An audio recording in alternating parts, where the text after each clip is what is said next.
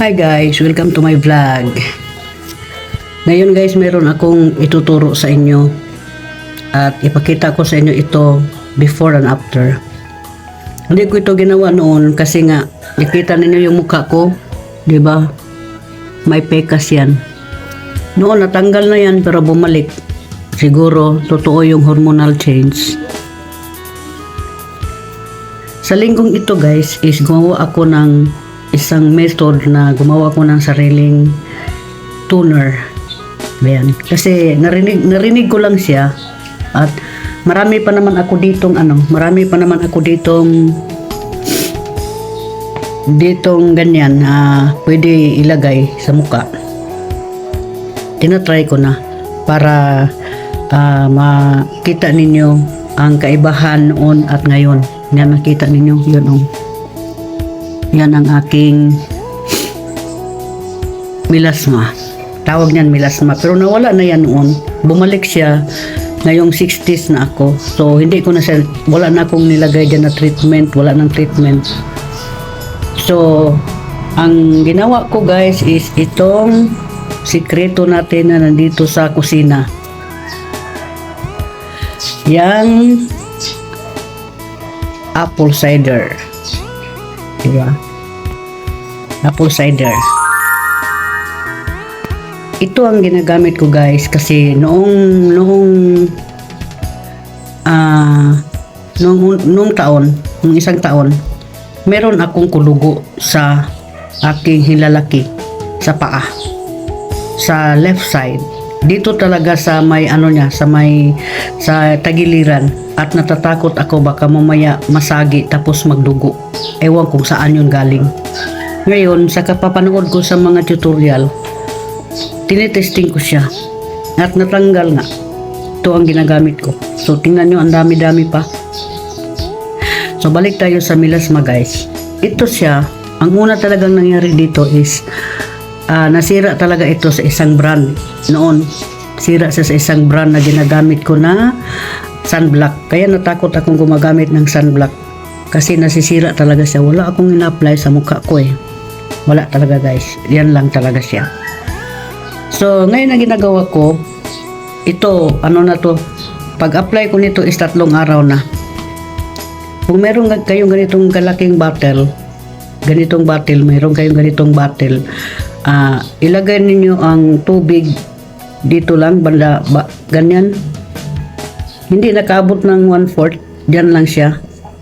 Ilagay mo yung tubig dyan, tapos yung apple cider ipuno mo ito, punuin mo yan siya, tapos i-shake. Ayan.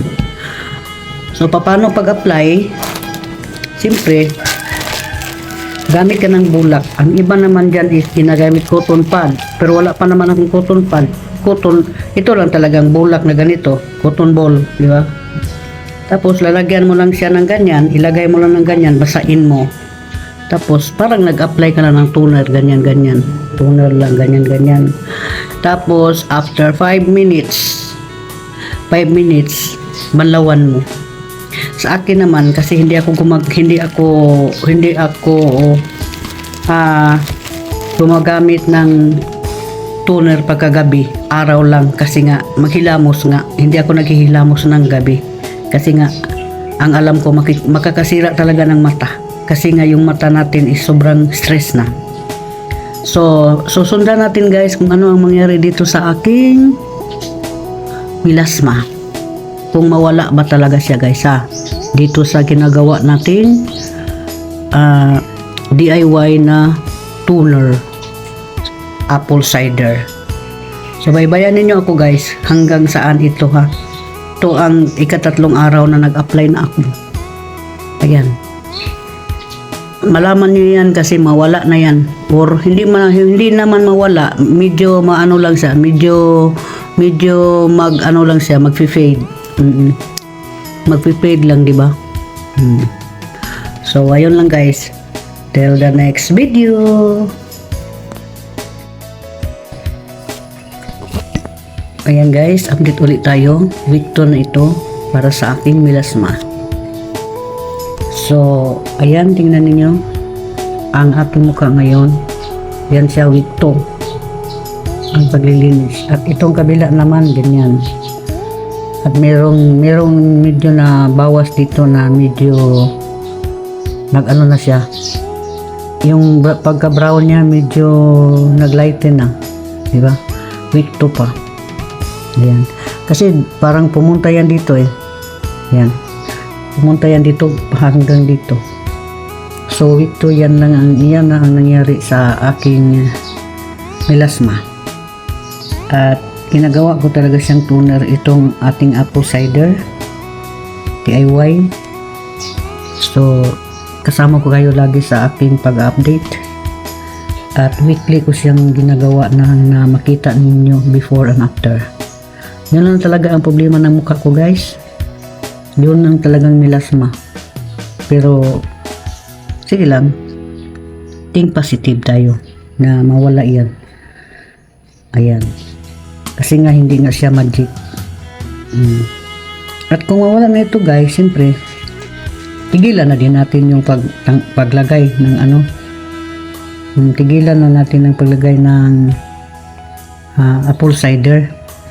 Ano na lang, yung maintain na lang lagi yung sunscreen. Maghanap ako ng sunscreen para ilagay dito. Kasi sa panahon ngayon hindi tayo pwede pa isi-isi lang na wala tayong nilagay sa ating mukha. At naka-design na din ako na inom ako ng vitamin E. Dalawa na kami ni Gifty ang inom doon sa aking vitamin E na Kirkland. Ayun po. Ayan.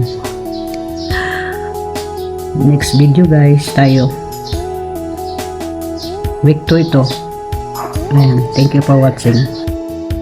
Hi guys, welcome to my vlog. Week 3 na po ito sa aking paglilinis sa aking mukha na dapat matanggal na itong dandahan itong aking melasma gamit ang apple cider vinegar. Ayan. So update lang po tayo. 3 weeks na akong gumagamit at tingnan niyo guys. Ayan oh, medyo dito yan banda naka ano dito yan banda. 'Di ba? Dumating ba yan dito banda yung aking melasma. Ayan.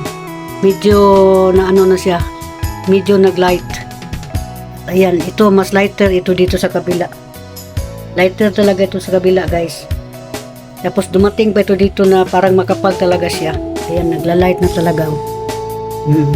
So, week 3 na ito. At tingnan natin kung hanggang saan ito, hanggang siya ay mag-fade.